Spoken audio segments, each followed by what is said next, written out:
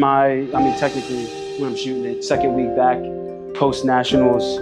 Man, unfortunately it didn't go completely as planned. I was hoping to hit like 900, 910. Came very short of that. Number of different kind of things there. And, it's just back to the grind, Today, it's a very, very light squat day. So, just kind of getting myself body start to move again. Hit like 572 for a single, get some rep work in, 2 sets of 8 cardio, the whole 9 yards. And this is like the point of like your prep and like, just like training where like your body just absolutely just feels like crap. Like, what I'm saying? Like I get up and I'm like kind of sore, like my glutes are kind of tight, my hips are kind of tight. And it's just like, it's funny, I guess when you peak properly or correctly, you go from feeling like the strongest you ever have to feeling like one of the weakest you ever have. Right. But yeah, that's all part of the game and it's getting right back to it. It's just thoughts about like the meet in general. I was happy that my deadlifts, finally, came together the way that they should have. It was disappointing that squat didn't necessarily go how I planned. For some reason, I was just really off balance. It's super frustrating. Because like you plan for an event, everything feels well. And even on the day you feel well.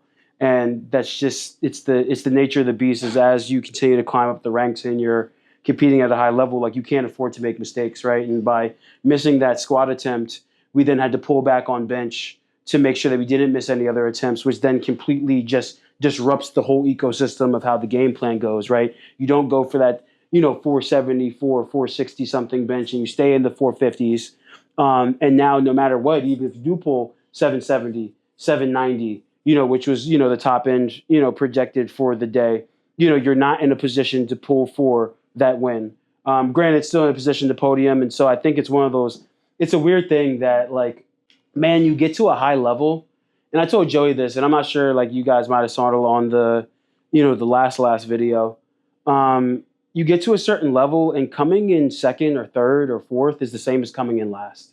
And I think that's like it's the beauty and the curse of success, right? Like, people look at me now. People look at top end lifters, your Jesuses, your Russes, your Amanda Lawrences, your Pennas, your Jurins, your like the people that have been doing it. And once you reach a certain level of success, coming in second or third or fourth or fifth is the same thing as bombing out, right?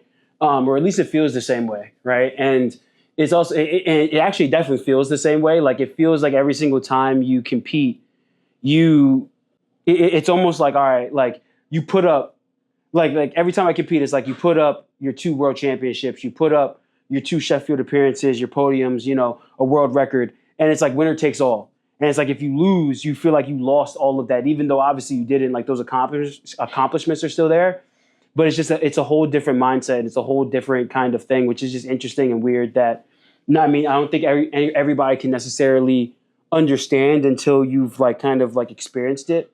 I remember Keiko when he lost, the world championship in South Africa. I think it was, South Africa. We had a conversation. He had that same kind of talking where it's like you feel like every single time you go on the platform. That's when he was like he had perfect meets for years, right?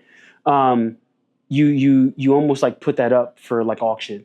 You almost put that up as a bet, like hey, winner takes all. And so it's just a different mind frame, a different thing to think. But yeah, I'm oddly calm and not too distraught about in what my mind is a loss, right? Second, third podium. It's just second and third loser, right? Like I'm oddly very calm and at peace with it. And I think it's because I have so many other things going on in my life that are also very important to me that I don't have time to necessarily mourn a powerlifting loss, right? Like, let's be real, a majority of people aren't really making money in the sport, right? You make some money at Sheffield, you make some money at a money meet here or there, but like people aren't really making a living off of just lifting themselves. And so I think there's other things that just take up my brain space that don't allow me to like kind of mourn. But it does feel very weird right now. Like training feels weird. I feel like I don't necessarily have something to specifically train for. I had this vision in my head where I win nationals, I win worlds, and then I just retire from powerlifting.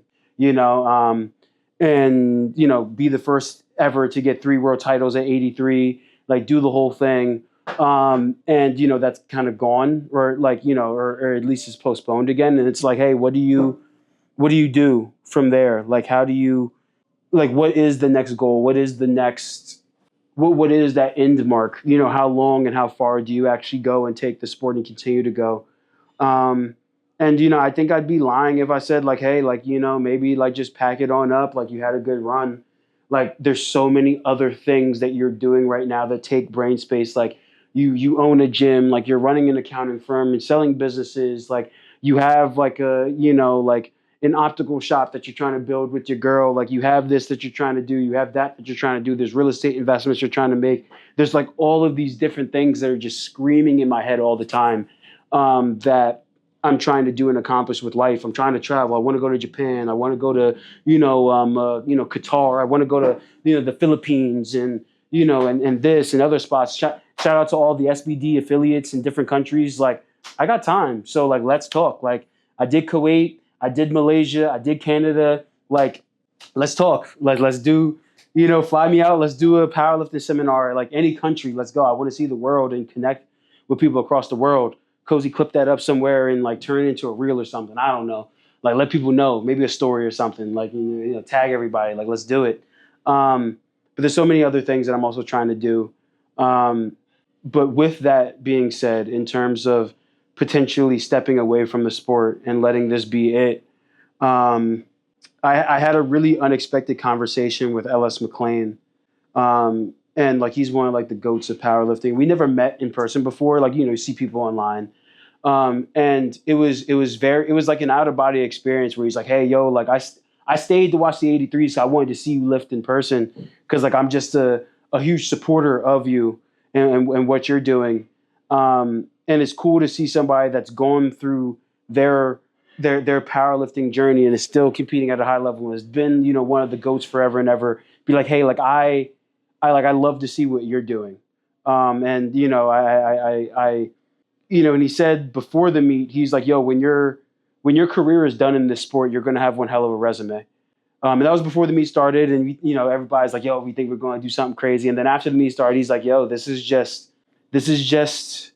a tale that you will one day tell about your story. This is just another wave, another story in the greater movie, in the greater book that is, the documentary that you're writing. And it's not the end. It's just another beginning, another tale in it.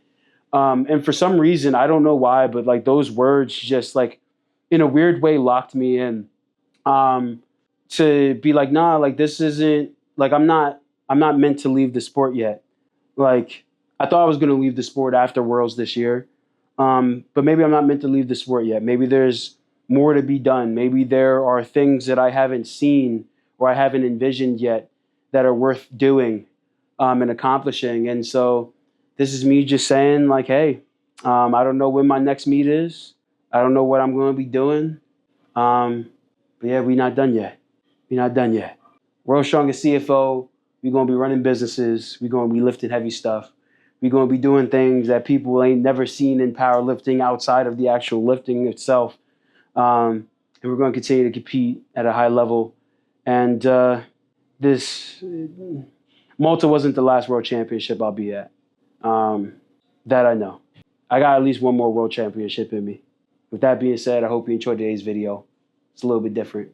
Your boy D-Wall, World's Strongest CFO, lifting maxes, saving taxes. I'm going to see y'all next week. Back at it again. Peace.